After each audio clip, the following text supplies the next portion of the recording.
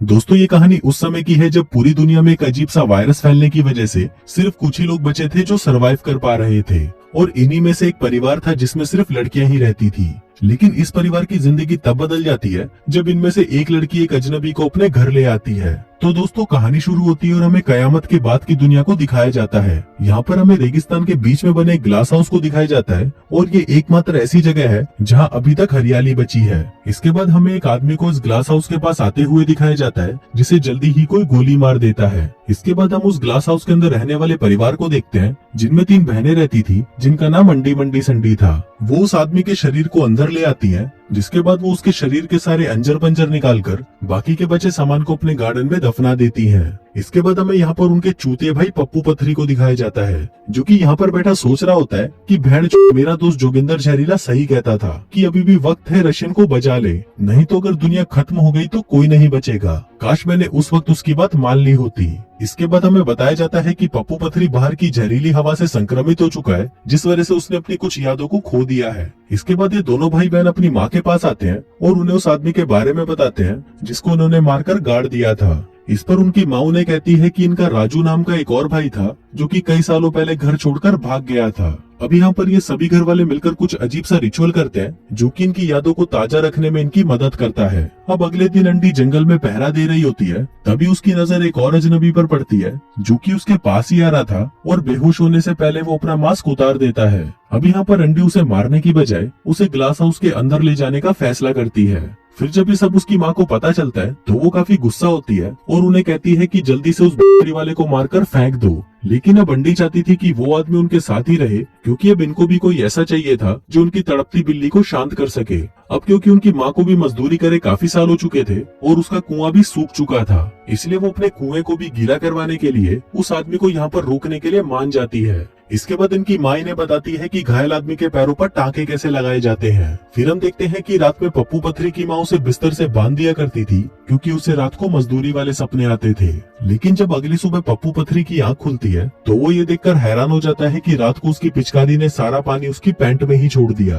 अब क्योंकि पप्पू पथरी का ये काम रोज का बन चुका था इसलिए उसकी गीली चादरें साफ करते करते उसकी बहनें काफी परेशान हो चुकी थी। फिर अगली सुबह वो तीनों उस आदमी की पट्टियां बदलती हैं। जिस दौरान जब मंडी पानी लेने के लिए जाती है तो अंडी उस आदमी को घूरने लगती है क्योंकि उसने पहली बार इतने बड़े हथियार वाले किसी आदमी को देखा था। कुछ देर बाद उस आदमी को भी होश आ जाता है और वो उनसे पानी मांगता है। तभी अंडी उसे पानी देती है और उसे कोई भी चालाकी न करने को कहती है। वहीं जब माँ को पता चलता है कि वो आदमी जाग गया है तो वो उसके पास पूछताछ करने आती है। अब यहाँ पर उस आदमी को अपना नाम तो याद नहीं होता लेकिन वो कहता है कि मैं शहर से आया हूँ। वो बताता है कि बाहर सब कुछ तबाह हो चुका है और ज्यादातर लोग अपनी याददाश्त खोकर पागल हो चुके हैं। अब पप्पू पथरी भी उस आदमी के आने से खुश नहीं था लेकिन अंडी उसे यकीन दिलाती है कि वो आदमी बिल्कुल भी खतरनाक नहीं है। फिर अगले दिन माँ संडी से कहती है कि तुमने 2 दिन पहले जिस आदमी को दफनाया था उसे बाहर निकालो और उसके शरीर को वार्निंग के रूप में घर के बाहर लटका दो। अब उनकी ये बातें सुनकर उस अजनबी की फटकर 464 हो जाती है कि कहीं बहन ये उसे भी काटकर लटका ना दे। खैर अगले सीन में संडी उस आदमी की बॉडी को चेतावनी के रूप में अपने घर के बाहर लटका देती है। इसके बाद अंडी उस आदमी से मिलने के लिए आती है और उसे वहाँ पर उगने वाले कई तरह के फल और सब्जियां दिखाती है क्योंकि यहाँ पर अंडी इस आदमी को पटाना चाहती थी। इसी दौरान जब वहाँ पर संडी आती है तो अंडी उसे वापस भेज देती है क्योंकि सबसे पहले वो अपना खाता खुलवाना चाहती थी। इसके बाद अंडी अपनी बहन को समझाती है कि देख बहन, उस आदमी पर इतना भरोसा मत कर क्योंकि अक्सर भरोसे वाले ही भूसे वाले निकलते हैं और ये तेरे लिए खतरनाक साबित हो सकता है। लेकिन अंडी उसकी बातों पर ध्यान नहीं देती। फिर अगले दिन हम संडी को देखते हैं जो उस आदमी से पूछती है कि तुम मुझे बताओगे कि घोड़ा कैसा दिखता है। तभी वो आदमी उसे कहता है कि रुक, मैं अभी तुझे पैंट खोलकर अपना काला घोड़ा दिखाता हूँ। लेकिन फिर वो अपना मन बदल लेता है और उसे कहता है कि तुम मुझे चाकू ला कर दो, मैं तुम्हें लकड़ी का एक घोड़ा बनाकर दिखा दूंगा। तभी उसकी बात मानकर संडी बगीचे में जाकर अपनी बहनों से छुपते छुपाते एक चाकू उठा लाती है। फिर जब वो आदमी लकड़ी का घोड़ा बना रहा था तभी उसे पप्पू पथरी भी देख रहा था। इसके बाद वो आदमी पप्पू पथरी को सिखाता है कि घोड़े के टुकड़ों को कैसे जोड़ना है, जिस पर पप्पू पथरी भी वैसा ही करता है। लेकिन फिर वो ऐसा कर नहीं पाता तो वो गुस्से में वहाँ पर तोड़फोड़ करना शुरू कर देता है और कहता है कि बहन मुझसे नहीं होता ये सब बकवादी, मुझे तो बस बजाने के लिए एक रशियन दे दो। तभी अपने भाई का पागलपन देखकर अंडी उस आदमी को खोल देती है ताकि वो उसके भाई को कंट्रोल कर सके। तभी ये सब देखकर उसकी माँ को भी यकीन हो जाता है कि ये अजनबी उनके लिए खतरा नहीं है और इसलिए अब वो उसे भी अपने परिवार में आजादी से रहने देने का फैसला करती है।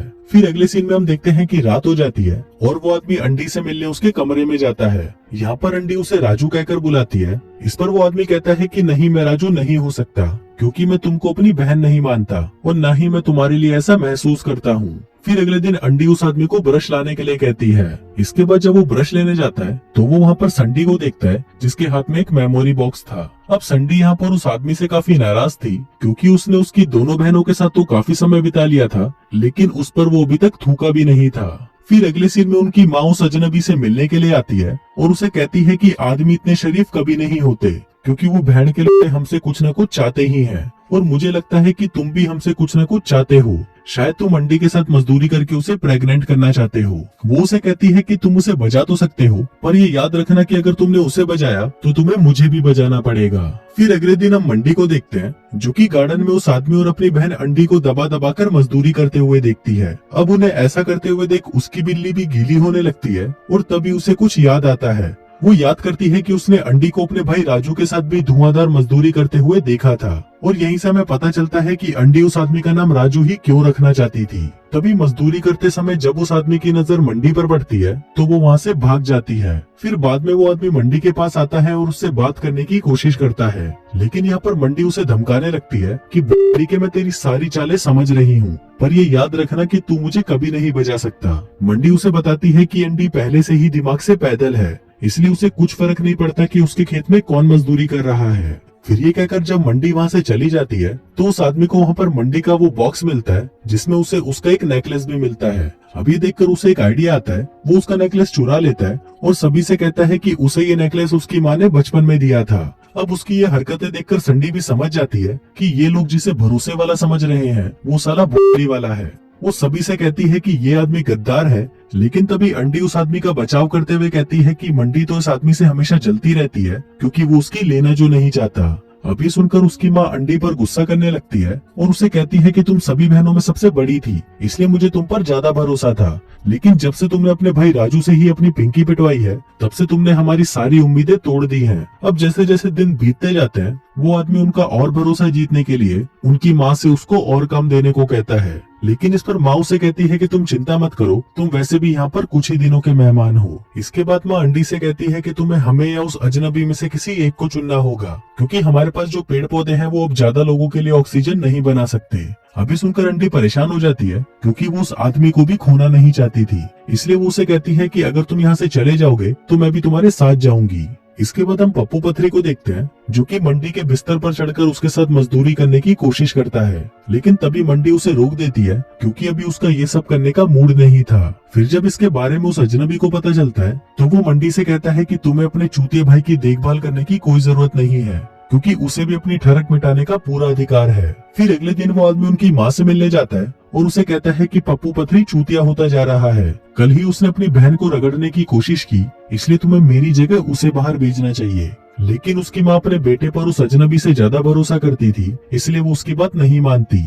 फिर कुछ देर बाद रात हो जाती है और वो अजनबी फिर से उनकी माँ से मिलने आता है। उनकी माँ को लगता है कि शायद वो अपना हथियार पीछे से डालेगा, लेकिन तभी वो आदमी उसकी माँ को पकड़ लेता है और उसका गला घोंटकर उसे मार डालता है। इसके बाद वो आदमी उसकी बॉडी को पप्पू पथरी के पास जाकर रख देता है, ताकि लोगों को ये लगे कि उसे पप्पू पथरी ने मारा है। लेकिन ये सब देखकर पप्पू पथरी डर जाता है और उस आदमी पर हमला कर देता है। तभी उनकी आवाज सुनकर सभी बहनें वहाँ पर पहुँच जाती हैं और ये जानकर रोने लगती है कि उनकी माँ मर चुकी है। फिर जब सभी लड़की अपनी माँ का फ्यूनरल कर रही होती हैं, तो इसी दौरान वो आदमी पप्पू पथरी को बांध देता है, जिसके बाद वो घर की खिड़कियाँ खोल देता है ताकि पप्पू पथरी अपनी सारी याददाश्त भूल जाए। वो उसे कहता है कि मैं तुम्हें ये याद रखने बिल्कुल नहीं दे सकता कि उस बुढ़िया को मैंने मारा है। फिर वो अजनबी उसे यहाँ पर ये भी बताता है कि मुझ पर इस वायरस का कोई असर नहीं होता, इसलिए मैं अपनी याददाश्त नहीं भूल सकता। वहीं दूसरी तरफ अंडी उस बॉक्स को देखने लगती है और उसे ये देखकर वो टाइम याद आता है जब वो जंगल में पहरा दे रही थी। फिर जब उसने देखा कि एक आदमी उसके पास आ रहा है तब उसने उसे मार दिया था, लेकिन जब वो उसका चेहरा देखती है तो वो काफी डर जाती है, क्योंकि वो आदमी उसका भाई राजू था। अब अपने भाई को मारने के दुख में अंडी इतना ज्यादा पागल हो गई थी कि उसने अपने मास्क को ही उतार दिया था, जिससे उसकी सारी यादें मिट गई थी। फिर जब अंडी इस बारे में मंडी को बताती है तो मंडी उसे कहती है कि उसे इस बारे में पहले से ही पता था, लेकिन अपनी बहन की जान बचाने के लिए उसने ये राज ही रखा। अभी सुनकर अंडी को बहुत ज्यादा दुख होता है और वो अपनी इस बुरी याद को भुलाने के लिए बाहर जाना चाहती थी। वहीं मंडी उसे रोकने की बहुत कोशिश करती है, लेकिन अंडी उसकी एक नहीं सुनती। तभी वो अजनबी भी वहाँ पर आ जाता है और मंडी से अंडी को बाहर जाने देने के लिए कहने लगता है। इसके बाद उन दोनों को ये भी पता चलता है कि पप्पू पथरी अपनी सारी याददाश्त खो चुका है। इसके बाद जब अंडी बाहर जाकर अंदर आती है तो वो काफी खुश लग रही थी, जैसे कि कुछ हुआ ही ना हो। उधर मंडी यहाँ पर दुखी थी, क्योंकि ये जगह धीरे धीरे उनकी याददाश्त को भुला देगी और सिर्फ वही यहाँ पर अकेली बचेगी जिसे सब कुछ याद रहेगा। लेकिन तभी वो आदमी उसे सहारा देते हुए कहता है कि मुझे भी तुम्हारी तरह सब याद रहेगा। जिसके बाद वो दोनों एक दूसरे के पास आते हैं और एक दूसरे को चूसने लगते हैं। इसके बाद हम देखते हैं कि मंडी अब अपनी माँ की जगह ले लेती है और इस घर की मुखिया बन जाती है। जिसके बाद वो अजनबी राजू बन जाता है और अंडी अब मंडी बन जाती है। वहीं संडी मंडी की बेटी बन जाती है और पप्पू पथरी उन सभी का भाई बन जाता है। अब जैसे जैसे दिन बीतते जाते हैं, अंडी भी अब राजू की तरह बिना मास्क पहने ही बाहर घूमने लग जाती है। फिर एक दिन पप्पू पथरी अचानक से ही जमीन खोदता है और उसे वहाँ पर अंडी और संडी के नेकलेस के साथ 2 कंकाल मिलते हैं, जिससे हमें पता चलता है कि माँ ने यहाँ पर पहले रहने वाले लोगों के नाम और नेकलेस को संभाल कर रखा था। जिसके बाद उसने नए लोगों को उनकी पहचान दे दी। वहीं वो आदमी भी चुपके से पप्पू पथरी को देख रहा होता है। फिर जब वो वहाँ पर देखता है कि एक आदमी उनके पास आ रहा है तो वो अपनी बंदूक उस पर तान देता है, लेकिन तभी वो अपना मन बदल लेता है और उस बंदूक को पप्पू पथरी पर तान देता है। क्योंकि ये पप्पू पथरी का दिमाग सड़ चुका था, इसलिए वो उसे मारकर इस नए आदमी को पप्पू पथरी बनाना चाहता था। दरअसल दोस्तों, उस फैमिली का ये कॉन्सेप्ट था कि जो भी यहाँ पर अपनी याददाश्त को भुला देगा, उसे मारकर किसी नए इंसान को उसकी पहचान दे दी जाएगी। इसलिए ये जो फैमिली थी वो भी कोई असली फैमिली नहीं थी, क्योंकि यहाँ पर रहने वाले सभी लोग अलग अलग थे और उन्हें भी पुराने लोगों की पहचान दी गई थी। और इसी के साथ ही ये कहानी यहीं खत्म हो जाती है।